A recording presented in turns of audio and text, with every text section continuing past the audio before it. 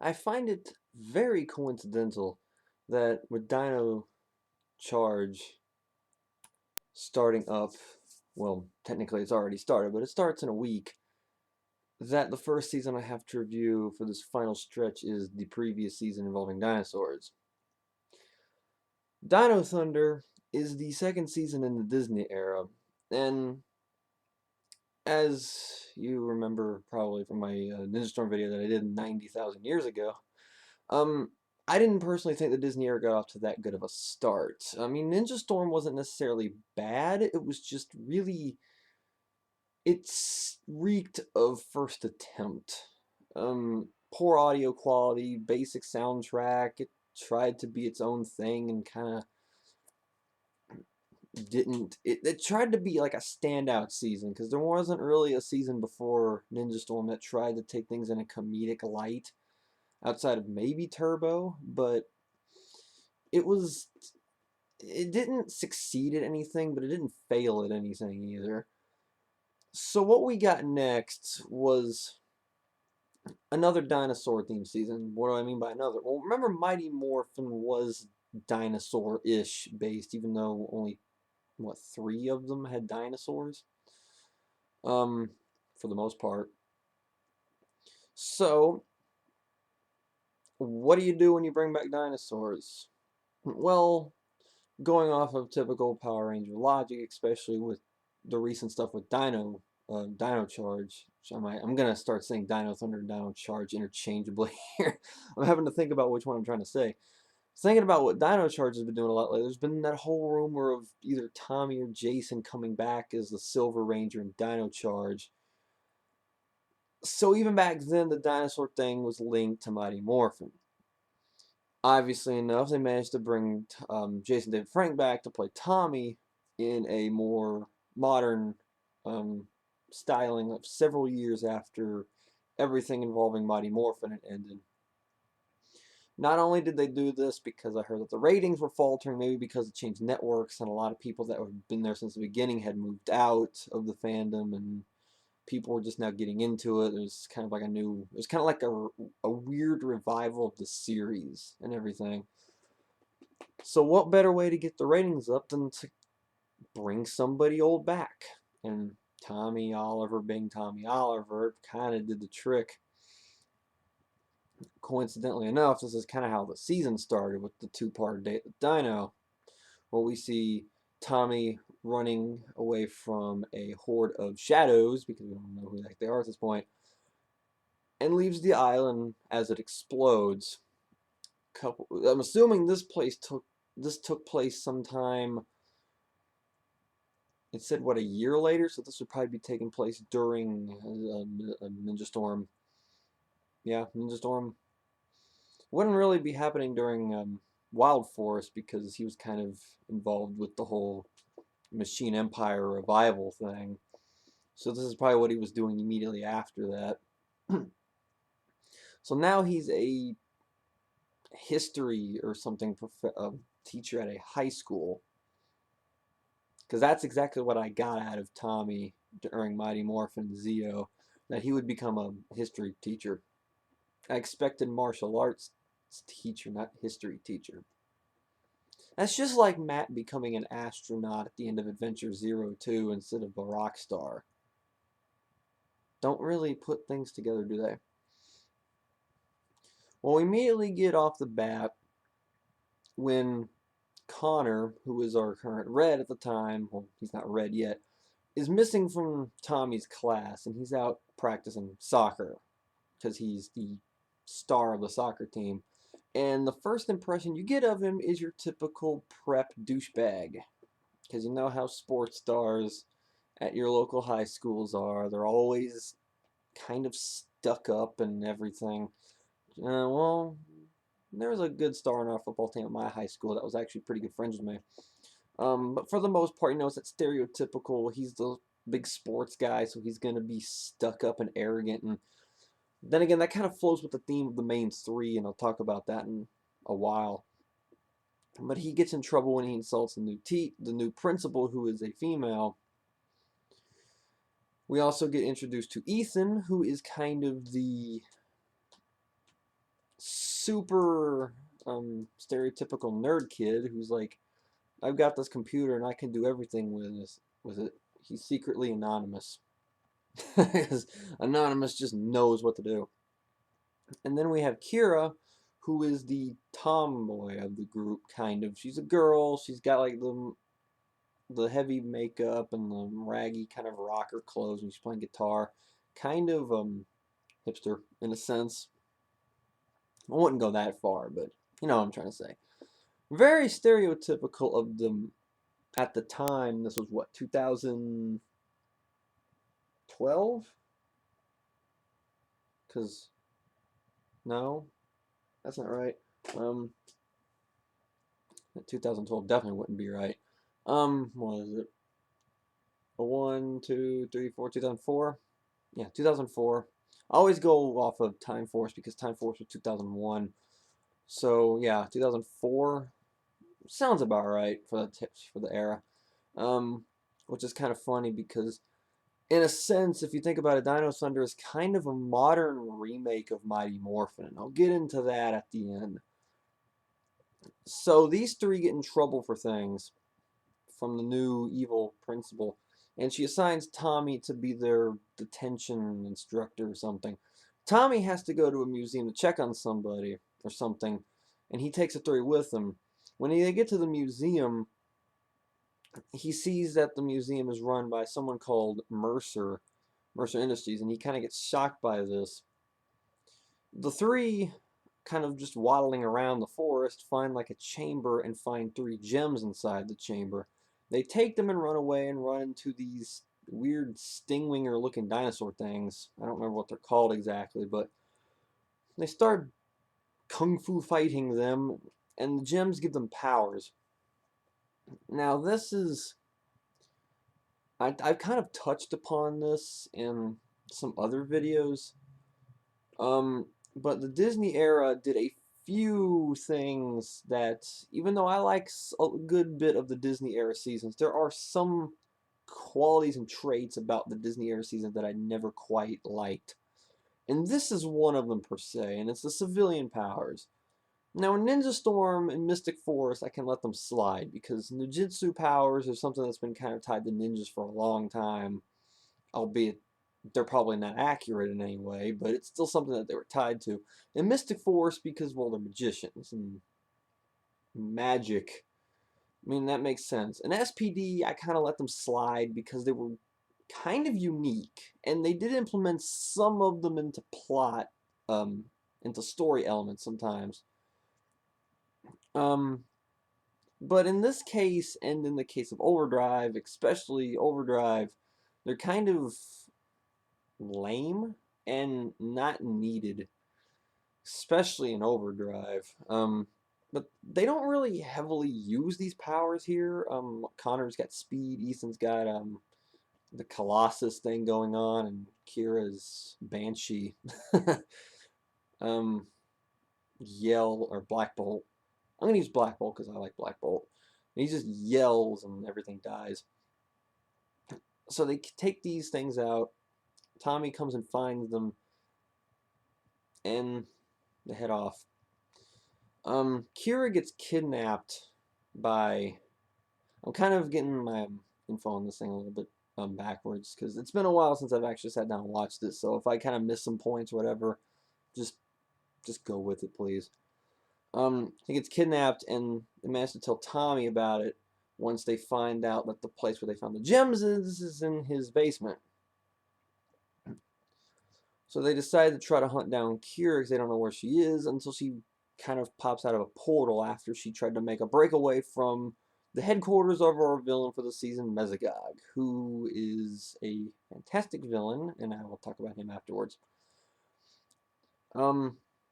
They take him back to the base, to Tommy's little underground base, and says that he had been working on some weird project that fused what dinosaur DNA with technology or something. I don't understand the point of this because it kind of sounds like it has no real positive effects at all about anything, for anyone. um Unless there's something we don't know. Didn't necessarily sound like it had any real positive repercussions, right? But apparently Mr. Mesogog kind of liked this idea a little bit.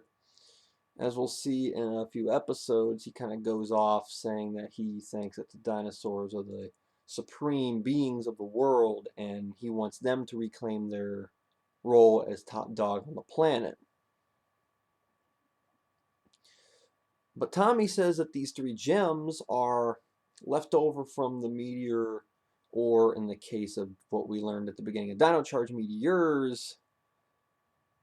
There's some leftover placement of them, and he's using them to like fuel these things called dino morphers.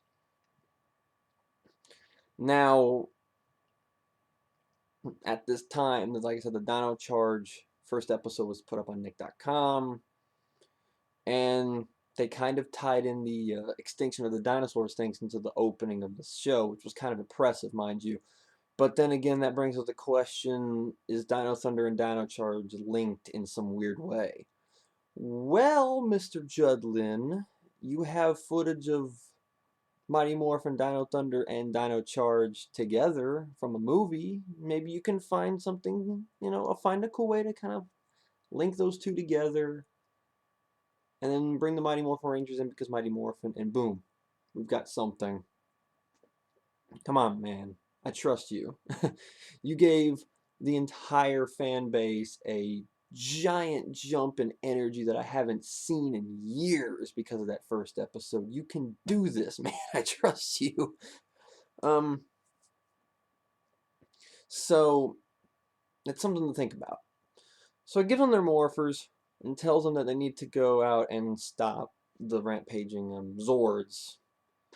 So they do, they morph into their suits, and they fight off Zeltrax, who is someone I'm going to go into in a little bit. And Zeltrax retreats to his flying fortress of doom, and they use the dinosaurs to turn into the Thunderstorm Megazord. One thing the Disney era did do right, though, was name the Megazords pretty creatively. Instead of Zeo Megazord, Turbo Megazord, Lightspeed Megazord, the Galaxy Megazord, Wild Force Megazord, Samurai Megazord, the Dino Charge Megazord. We had what?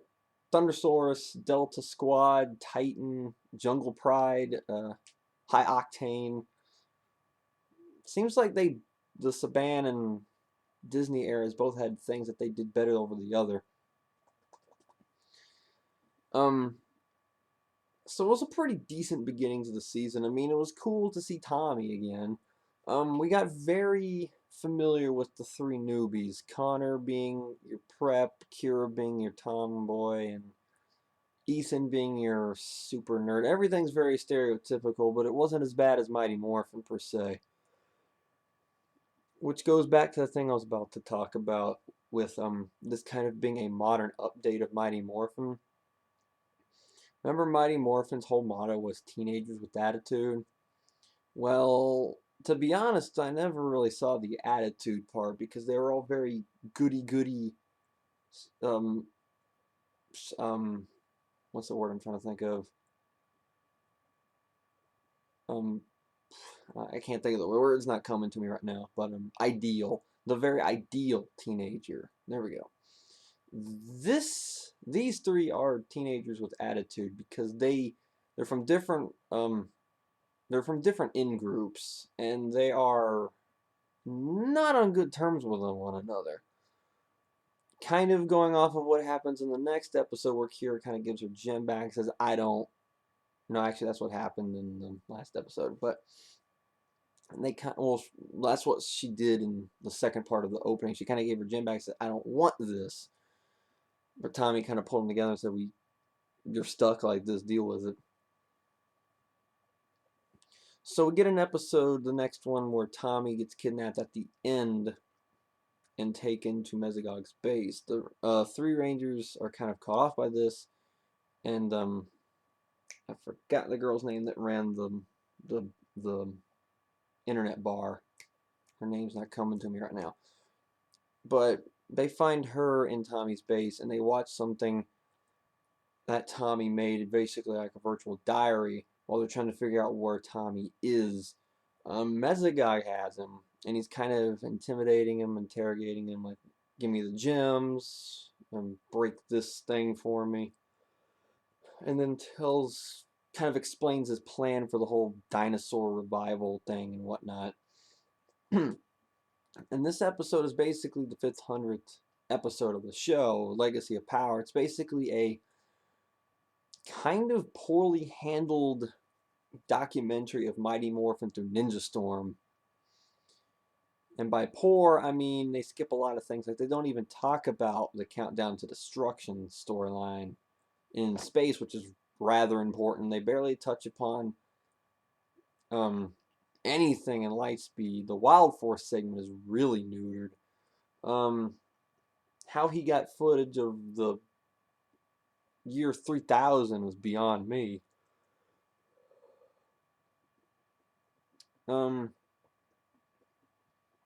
Things they doesn't really touch upon. I mean, they give you a brief idea of everything that had happened, but there are a lot of important info that Tommy left out.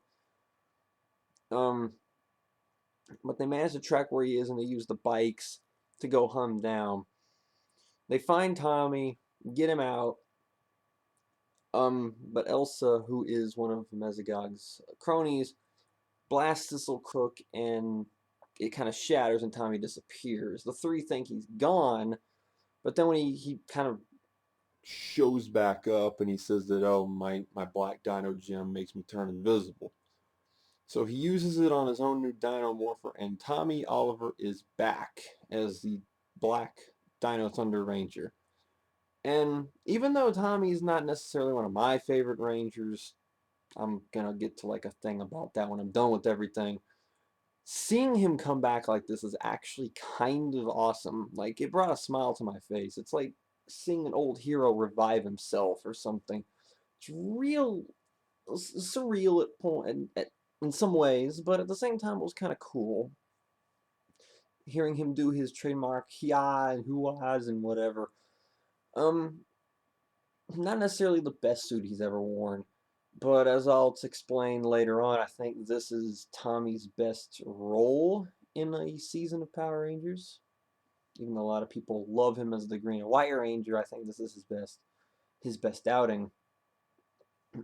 But he goes on to fight Zeltrax, who over time him and Tommy start to begin a rivalry because Zeltrax has some unfinished business or some grudge against Tommy that we don't really know about.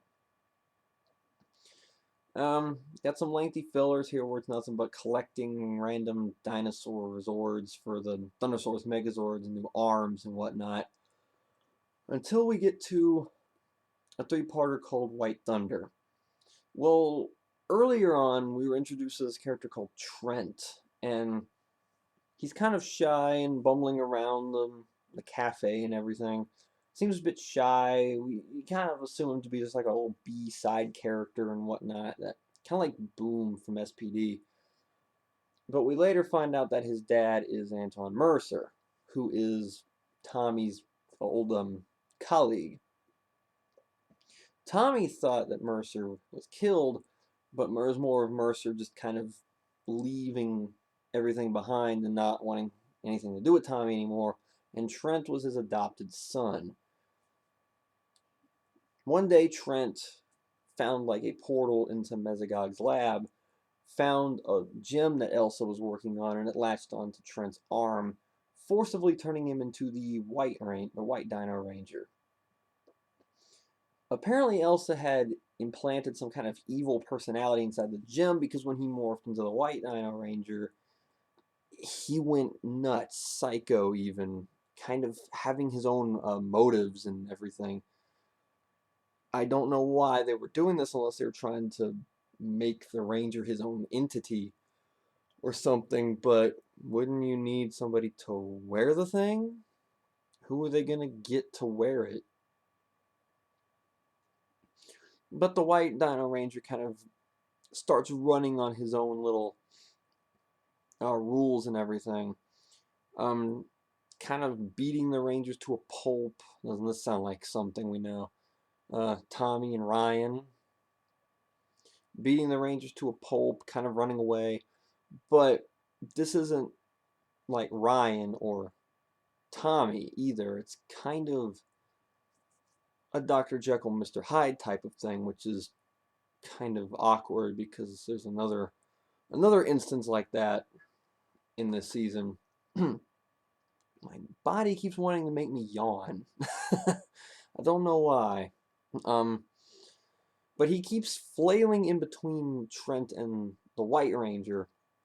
Trent is still himself, but the White Ranger is evil, and it's just kind of like a weird shift. And every time he demorphs, he's like winded and tired, and it gets to a point where he kind of has to leave the bar because he's been working there.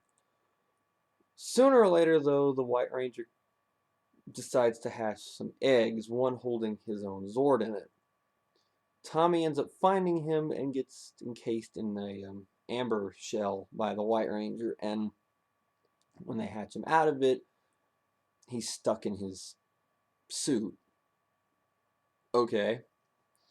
But after a while, the White Ranger's personality starts to take Trent over, and he becomes fully evil. This was after he told Kira that he was the White Ranger, and the other two were like, we don't care. He's still evil, and he's kind of murdering us. So Connor had a one-on-one with him and went into a mode called Super Dino mode, which is like their powered up modes. Basically, the spikes on the side of their suits kind of turn into actual spikes, and they go monster mode. Cool little factoid though. I haven't seen Abba Ranger yet, but I've had a couple of my friends watch it, and they said that they've had, I think they're called the Super Abba Ray modes in Abba Ranger, and they've been there since the first episode. They weren't established in Dino Thunder until like 13 episodes in, which is kind of weird if you ask me. And what's even weirder is that this mode kind of comes out of nowhere. Tommy explains afterward that you had kind of come to terms with your true dinosaur form, but what does that even mean? And then afterward, Kira and Ethan were magically able to do it. Like it wasn't some like bond between them and the gem that kind of slowly started to make them more like savage. It's just, why am I yawning? It just kind of comes out of nowhere. It's not like the SWAT mode or the Legend Mystic Force modes or the Jungle Master modes or shoot, even the Lights of Orion. Like it just literally comes out of nowhere with some kind of stupid explanation that they don't follow. He said, "Oh, you need to come in like a strong relationship with your dinosaur half," but they don't show them doing that. They just all of a sudden know how to do it. And then what about Tommy? His doesn't necessarily work like that, and we'll find that out later. When Mesogog comes and finds the White Ranger and asks him to join up with him, well, he comes with them, but ends up trying to talk Zeltrax into betraying him. Obviously, Mesogog doesn't like this and kind of ties him down and tells him to stop being a douchebag. He's gonna drain, or what was it exactly he's gonna do? He's gonna take Trent out and take the gem for himself, but Mercer ends up turning back from Mesogog, which we find out that they are one and the same, which is once again a Dr. Jekyll, Mr. Hyde type of thing.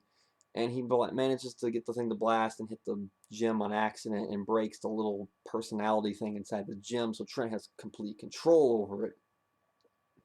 Trent manages to get out, but he promises his dad not to tell anybody about him being Mesogog, which personally I don't understand, because wouldn't you want the other Rangers to help you get your dad back? Or am I missing something? Either way, it's kind of dumb, and it does bring up a silly plot point later. But the Rangers don't particularly trust him. But Tommy at one point said that that had happened to me one time, obviously with the Green with Evil arc, where Rita had him controlled, obviously, and told him not to give up on him. They eventually get him, to join the team and everything. But after a monster of the week gets destroyed, Zeltrax takes its little copy gun and uses it to copy Trent, and we have like an evil White Ranger running around now, which ends up not going anywhere because it just turns into like your basic Lackey of the Week or something, which kind of stinks because they could have done some really interesting things with that, but they didn't. Sadly, they could have done. Actually, I think Linkar brought up a pretty good point. They could have had it to where Trent never had the powers, but the White Ranger did, and he would have had to have fought in the White Ranger to get the gem back or something, instead of there being two White Rangers running around. But they did bring up the plot point from Mighty Morphin where they said, basically, you can't have two powers, two people running around with the same power at the same time. That whole too much pink energy is dangerous thing, we got too much white energy is just as bad because it's kind of like short-circuiting the morphing grid, which is something that I will bring up again in Samurai, because it's something that I feel like could have made Samurai's finale its own thing, and I will talk about that when I get to Samurai. So Trent is a good guy now. We know that Mesogog and Mercer are the same. Yada yada yada. Not much really happens for a good strand here. Aside from the whole Tommy being in his suit still, and then they find a thing that kind of turns him invisible, and then he gets put into a coma when they find something else that can change him back. This whole thing of him being stuck in a suit and being invisible is a behind the scenes thing. Don't know why I'm trying to yawn. I don't want to yawn. I'm doing a video. Come on. Apparently Tommy wanted to go home to the States for a while because, remember, this is filmed in New Zealand, and they gave him, space to go home as long as he did voiceover stuff. Why he went home, I don't know. Probably personal reasons, or he went on vacation, or he just wanted to go back to his family for a while. But they did it by writing him in as a stuck in suit, and then invisible, which is kind of like his gem power kind of going over warped. And then going into a coma when they finally got him to come back to New Zealand. Welcome back, you're in a coma. But this led into an interesting episode called The Fighting Spirit, which is basically Tommy being tested by his past Ranger forms, Z05, White Ranger, and Green Ranger, about his will to live and be a Ranger again. Although I don't think that's ever been in doubt with Tommy, it was still a really interesting and fun episode to watch, just to see those three past suits come back, along with him fighting them. Plus, it brought forth to us one of the biggest controversies of Power Rangers ever, the silver stripe on the Green Ranger's helmet. Dun dun dun! I personally like the thing, though. A lot of people hate it because it's a slander. How dare you touch upon a great suit like the Dragon Rangers with your ugly American silver. Personally, for the Dragon Ranger in Sentai, no. He doesn't need it. But for the Green Ranger and Power Rangers, yes. I think it works. And I'm going to say this for one reason, though. It's because in Sentai, Dragon Ranger really isn't much. I mean, aside from him being the first Sixth Ranger in the series, he has no real importance to everything. Unlike Tommy, who is basically the leader of the Power Rangers, and his first power was the Green Ranger. And that silver stripe on his helmet kind of looks like a crown or something that symbolizes him as being important. Does that make sense?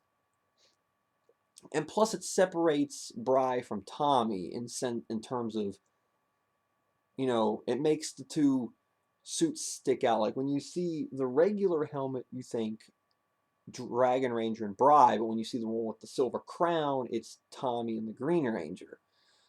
I think for Tommy's role, and that suits iconicness in the legacy of the show, I think the silver stripe actually works. And I personally prefer it for that. Now, like I said, I don't want to see the silver stripe on anything involving the Dragon Ranger, but for Green Ranger, sure. I like it. I actually kind of prefer him with that. Um, which is why I kind of wanted to get that legacy 5-inch figure of the Green Ranger because it had the stripe on it. But, you know, people are all purist about everything and how dare you ruin his helmet and it's ugly because it's American and nah. Oh, boy. I hate purists. I don't care if you're a Mighty Morphin purist, a Power Ranger purist, a Sentai purist. You people just need to shut up. Now watch, there'll be a whole bunch of people loving Kyoryuger out of nowhere, even though when it ended, people were hating on it. And now all of a sudden, Dino Charge is here, and oh my god, Kyoryuger was so good. Trust me, it's gonna happen. I call it. But the episode and all is still pretty interesting just to see him fight all back against these, and he gets his gem back. He comes back. He goes roar, Super Dino mode, and everything. Okay. I did skip over something though, and it's because I don't necessarily care for it too much. It's the Jurassic Ranger. It's kind of Dino Thunder's equivalent to the Armored Red Ranger from Mighty Morphin. It's not necessarily a battleizer, but more of a power-up. Kind of like the Super Samurai and the Ultra Mega Force modes and whatnot. It's just like a one-off power-up that Tommy and Trent managed to find, and it involves Ethan and Kira using their powers to energize it, and he gets like a shield and everything and whatever. And then Zeltrax comes back after Tommy killed him in an episode, and we get the ugliest goddamn Battlizer in the history of Power Rangers in the episode where Zeltrax comes back. Ugh.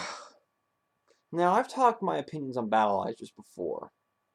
If I haven't, then I'm going to again. Battleizers are interesting in a sense. I mean, it's cool to have like a end-all power monster thing that can be pulled out when need be. Mac, don't use it every fight. He basically did. But in the case of like Andros, where he needed to do something in space to free the mega ship, well, yeah, sure, you need it. Or in the case of Lost Galaxy, yeah, you kind of need that thing to beat Trakina. Or in the case of Time Force, Rancic was just way too powerful and it still didn't work. And, you know, some of them are cool design-wise, like the Wild Force one is cool. I'll talk about the Mystic Force one next video because I love the dragon designs of it. Much as I hate Mac, his Battleizer looked pretty sweet. And then you got the ones that I don't care for, like the Battle Thong that Jack had, and the Lost Galaxy and Time Force, and especially Carter's with the bike on his back. And then you got the ones that I don't really care for either way, like Shane's or Andros's, which was kind of goofy in its own right. This thing is freaking disgusting. I mean, it's got freaking stretchy arm. You remember those old toys back in the day where you could like pull them apart and put them back together, and they kind of had like this plastic springy crinkle thing? I don't know how to describe it. Because I remember there was this one cat dog plush I had. I had cat on one side, dog on the other side, and I had like that thing where you kind of push them together and you could pull them apart and everything. It looks like those. If there's a term for that, please tell me because it's bugging the crap out of me. But his arms and feet both had those. And I thought that was stupid enough, along with his giant shoulder pads of doom, and then he had like the Triceratops, or that's not a Triceratops, but whatever it is, face thing on his hand. And then he pulled out his stupid cannons. And these things were like hanging over his shoulders. And the first time I saw them, I swear, like, you know those construction cranes that are kind of hanging off the sides of buildings in Manhattan? Yeah, he's got two of those things just hanging over his shoulders. And they look terrible. My God, I hate how this Battleizer looks. It is so over the top. It is busy. It's got too much junk hanging off of it. the little stretchy arm, stretchy leg thing is really dumb to me. And plus, it's a power-up to a power-up. It's a Battlizer that can only be used when he's in his Thoracic mode. You've got a Battlizer. Well, yeah, you have a power-up. You don't need a Battlizer on top of it. On top of it, it's useless. Just like the Mega modes and Samurai, and I'll have a big rant on those when I get the Samurai, trust me. But this thing is pointless. I mean, in the case of like Overdrive or um SPD kind of and Mystic Force and everything, you know, I can understand them needing them, but this thing should have been enough. Well, the Jurassic Ranger should have been enough, and then we got this ugly hunk of trash over here. Yeah, I hate this thing. It's ugly and it needs to stop existing forever. I got that out of my system. I had to talk about that Battlizer though, because I mean, the first time I was watching Dino Thunder, I was just staring at this thing, just ew. I mean, it's just like the Mercury Ranger slash Boken Silver's costume. I mean, there's a difference between trying to make it all flashy and everything, and then there's just a point where it becomes disgusting, and you need to stop. And Mercury Ranger's costume is definitely like that. It's got lights and like 19 different colors, and it's all over the place, and it needs to stop. And then yeah. So, now that I got that out of my system, there is a crossover episode with Ninja Storm called Thunderstorm. I actually really do like this name though. It's a kind of a cool little fusion of the two and season names and everything. It actually makes sense. It's like Time for Lightspeed. But that crossover sucked. Let's hope this doesn't suck. So it basically starts off with some people digging up at a site, which happens to be that same pit where they tossed Lothor in at the end of Ninja Storm. The fool crawls out, and he's like, "Mwahaha, I'm back," with his stupid sarcastic tone of voice and everything, and goes to the Wind Academy again.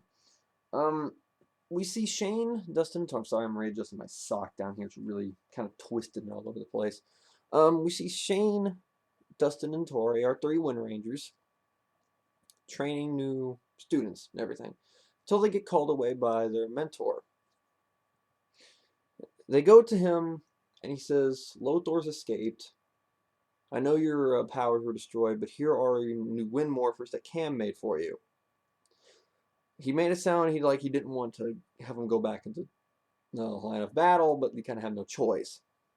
They take him, and then they kind of go backfire, as this is actually Lothor giving them corrupted morphers. Lovely. So now Lothor and the three Wind Rangers attack the Academy, and chaos ensues.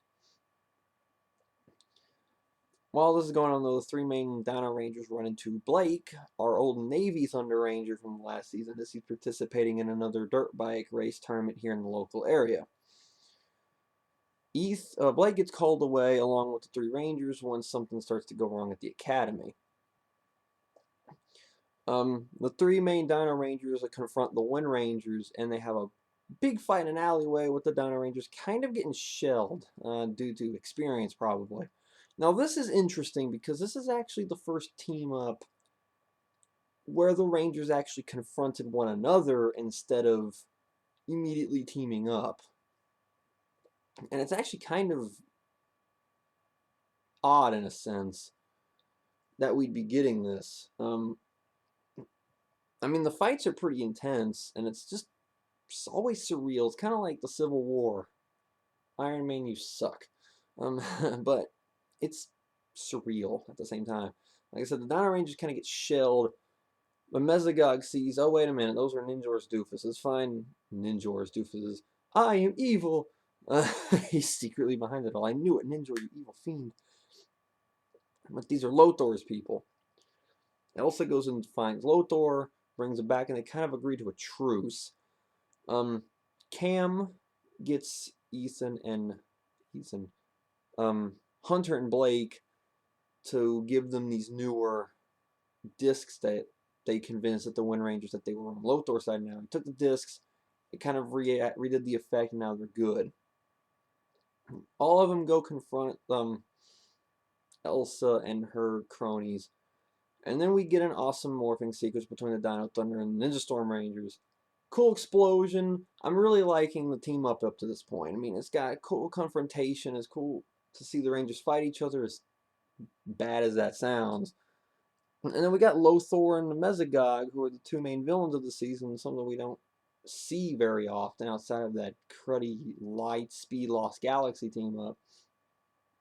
We don't see this happen. Not only they're not like Olympius and Trakina, where they're kind of just like in cahoots with one another. These two are actually teaming up, Lothor and Mesogod. And everything's going cool. I can't wait for this fight scene, and then everybody jumps on motorcycles. Way to ruin it. Thank you, Disney. Your obsession with vehicles really butchers a lot of scenes. And along with the cow explosions and the civilian powers, we've got the unnecessary vehicles. And I talked about this kind of briefly in the Ninja Storm one, at least I remember, I think I did. I was talking about the stupid helicopter bikes that Will, Hunter, and Ethan have here. They need to stop with this. I mean, the whole team up was great up to this point. And then the fight scene happened, and it's just all of them just zooming around on vehicles, and it just completely ruined the whole episode for me. And I mean, it was still a very well written episode. It's just the vehicle stuff just did not need to happen. And that was terrible. Oh my gosh. But it ends with the Wind Rangers kind of realizing that their powers were only temporarily revived and everything. It was still a good team up. It's just that the fight scene was a real disappointment. Then we get to the finale. Before this, we find out that the Rangers find out about Mesogog being Mercer and Elsa being the principal. They're all kind of upset at Trent for not telling him about his father for some reason. So they're kind of upset and they kind of lose their trust again. And now we get to the final episode, or two-parter per se. This finale is kind of shaky, but I'm going to try to brush through it as fast as I can because I'm already at the 42.5-minute mark, and I still have to explain things. Basically, the gist of it is Mesogod kidnaps Mercer. This is where Mercer kind of gets split in half. He drinks something that splits them in half and takes him hostage. Trent tries to bargain with him, saying, "Give me my dad back." And Mesogod, "No, you give me the gems and then I'll give your dad back. He needs the gems to power his little device that'll turn everybody into reptiles." The other Rangers don't want to do it because, they're losing their powers, but Tommy's like, well, there's kind of no other way to do it. To help power his thing, though, Mesogod used Elsa and kind of drained her of her powers and made her like an old person again. They leave Elsa at the base as they give Trent his gems, and they meet at the place where they said the portal would open up for them to go in and blast his base with this cannon. While they do that,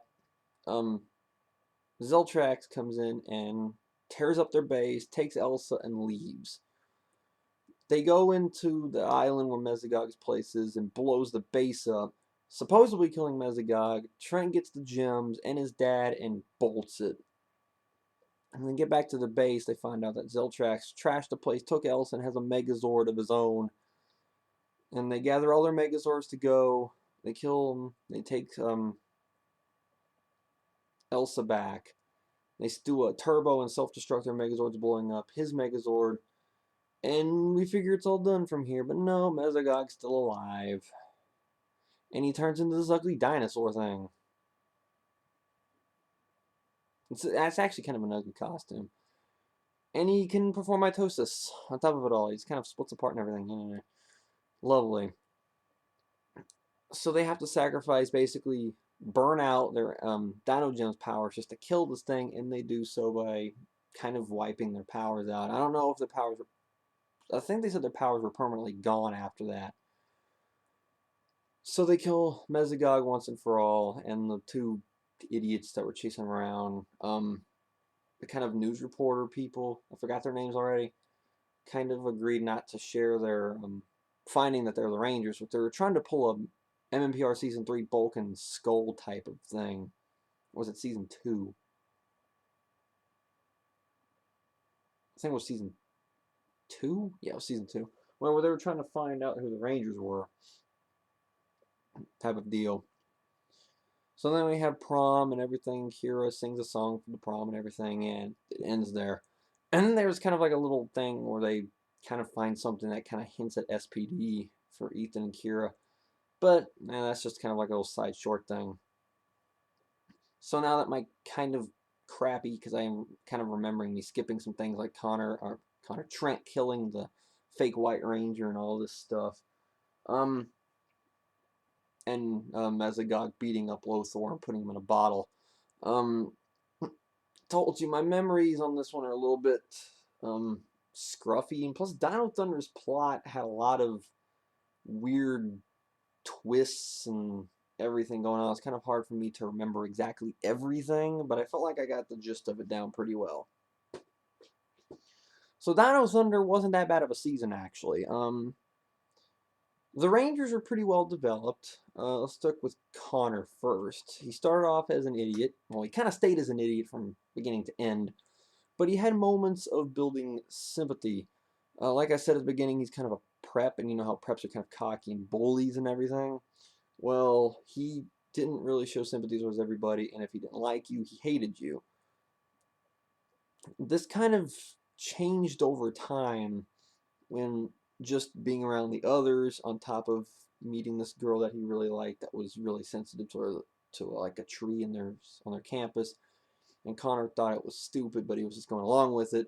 It kind of changed him, and he became more sympathetic towards others, including there was this episode where Ethan, Kira, and Connor kind of like switched personalities, and I think that kind of helped him understand Ethan's point of view a little bit. And he had more respect for what Ethan was, being, you know, the super nerd and everything.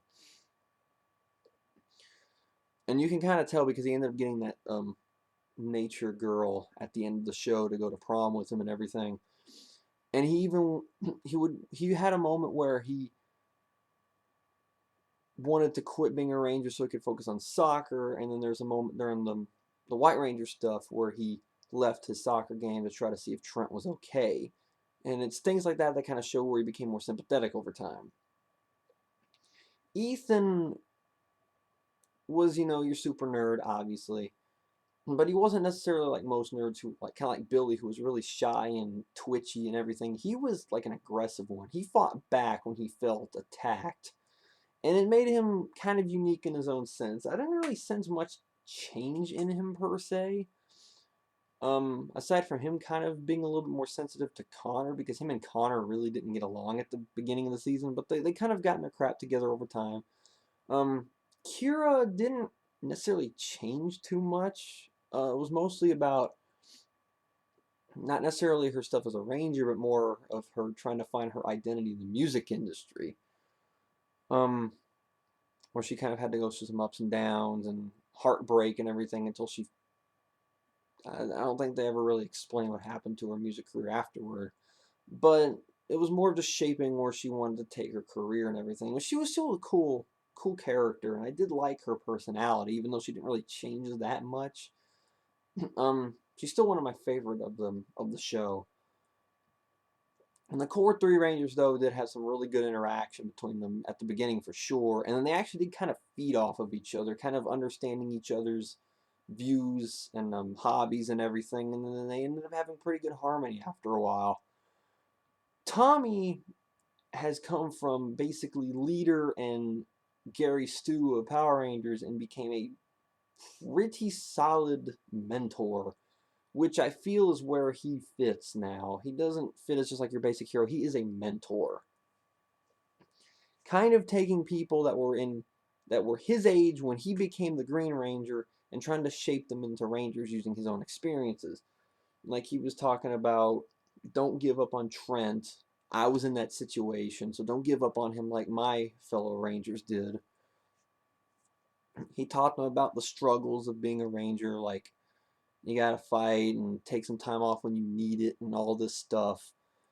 And I feel like he was actually one of the better mentors we've had, especially in the Disney era, where we had some real idiots in the Disney era.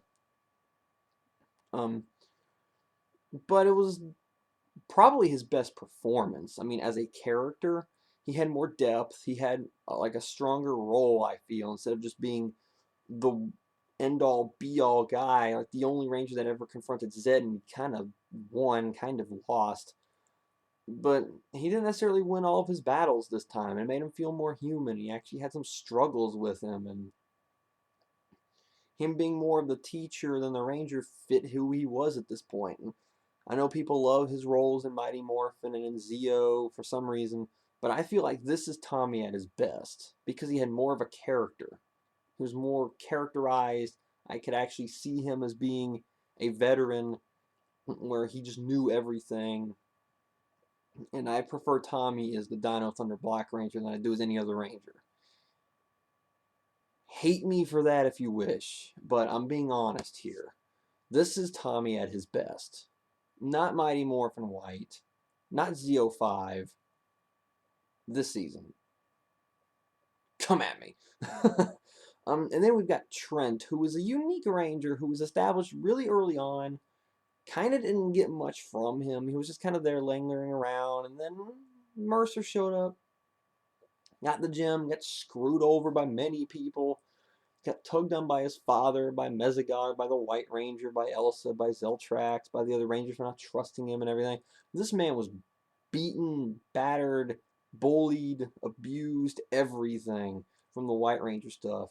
And when he was changing between the White Ranger and himself, kind of like stumbling through the street, I felt bad for this guy. I mean, everything was going wrong for him.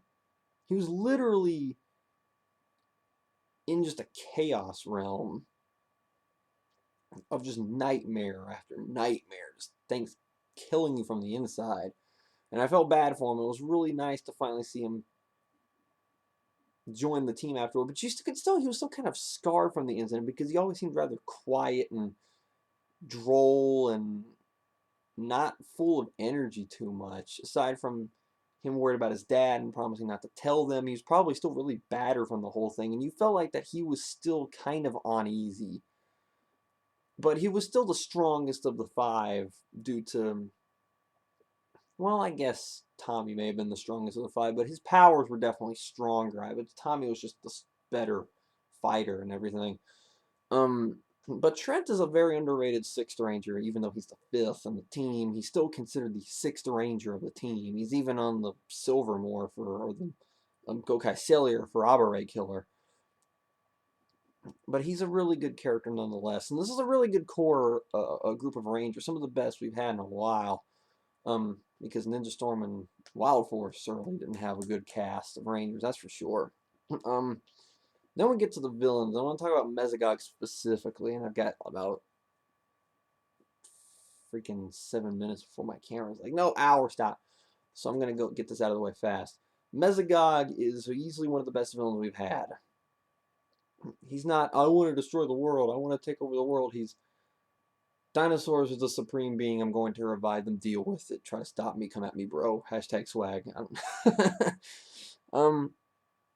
He's very menacing. He had that voice. There's a Twitter post called Mercer. There's this Twitter account about Mezagog basically talking about TV shows, and he types it out and how he talks and everything. I'm going to put it in the description below because everybody needs to see this Twitter account. It is hilarious. Just please look down there, click it, read over his stuff, laugh as hard as I did. It is funny as crap. But he's obsessed with trying to revive the dinosaurs. And it's a very unique plan. You don't see villains try to do anything like this. And it makes him unique on top of him being very menacing, good design, character design for being an original villain. And the whole Jekyll Hyde thing with him and Mercer was really interesting because it was, wow, who is this guy? And then all of a sudden it's Mercer, and then you find out that it's not Mercer being Mercer, it's two sides of a coin. And he wanted out, and Mezagog wanted out. and everything. It was a real interesting little play, along with him being very intimidating and one of the best villains we've had in the series. Just the whole tug and pull between him and Mercer was very interesting. I'm not really going to talk about Zeltrax or Elsa too much, aside from them being probably some of the best side goons we've had. They're both very menacing. Zeltrax's thing is because he was an old kind of business buddy with Tommy that kind of didn't get a position he wanted. Instead, Tommy did, and he just kind of got butthurt over it. At least that's what I got out of it. What was I gonna say? Elsa was just kind of the douchebag she wanted to punch in the face. Simple as that. But Dino Thunder, it's a really good season. It's got strong characters, strong villains, some good plot points, but the one major problem that I have with Dino Thunder that prevents it from being my favorite Disney era season ahead of SPD is the writers knew how to build up plots. They knew how to establish things. They just didn't know how to end them. The finale was subpar. The ending to the two White Rangers things was subpar.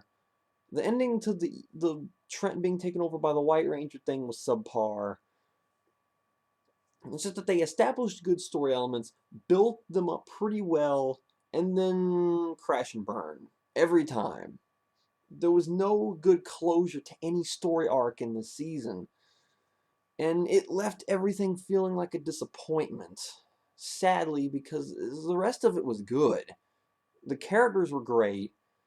The plot was more character driven than plot driven, which is fine. The villains were great. It's just they just didn't know how to close out story arcs. And it did hurt Dino Thunder in a sense. But I can't take away, it doesn't take away from how good it is. It's just one flaw, albeit it's a kind of a major flaw. But I think the pros definitely outweighed this one con. So definitely, Dino Thunder is a really good season. Some good little twists and turns. Tommy's best performance as a ranger. 3 good core rangers. Great villains. It's just a really good season from, I wouldn't say from top to bottom, but it's definitely up there as one of the top 5 seasons in my honest opinion. So what's next? I've reviewed you already. I still love you, SPD. Don't be mad. But yes, I've already done SPD. So that means it's time to skip ahead to a season that was really curious to me. I was really interested in this season, and then I started to read up on some things about it, saying, no, it's boring, it's stupid, it's too Red Ranger centric, the villain's stinking, and well, I was kind of a little bit cautious going into this one, and what I got is not what I expected, and I mean that in a good way. So we'll be jumping into Mystic Force next time, a season that I kind of think is underrated.